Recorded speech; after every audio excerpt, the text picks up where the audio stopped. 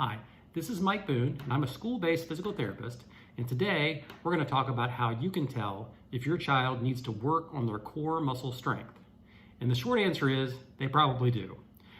Today's kids spend more time in front of computers and screens than any generation that we've had in history, so because of this, it's very common for that to lead to weak core muscles. And this can make it difficult for your child to perform at school. Having a weak core makes it hard for them to sit up straight.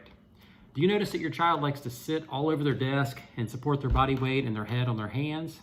Are they always slumped over or slouched in their chair?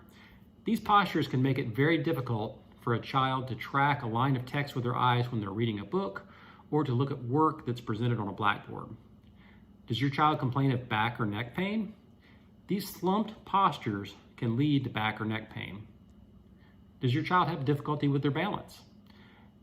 Weak core muscles can lead to problems with balance and make your child seem like they're clumsy.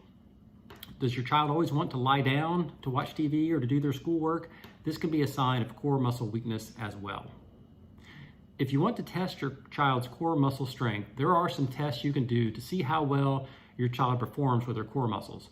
You can get a general idea of the strength of their stomach muscles from seeing how long they can hold the plank position.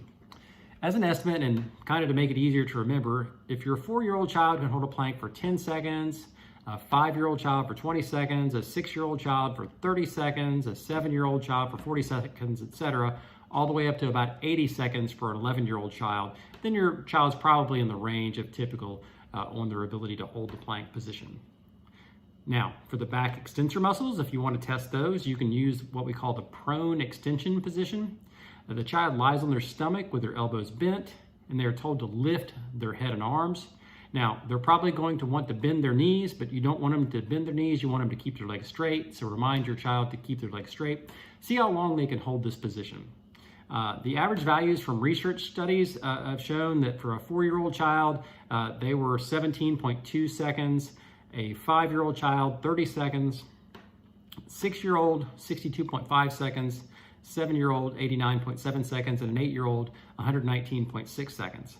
It's kind of interesting to note that a lot of this research was done back in the 1980s, and I think it's pretty clear when you try these tests that kids in the 80s had better core muscle strength than the kids have today, although we have better video games today than they had then, so there is that.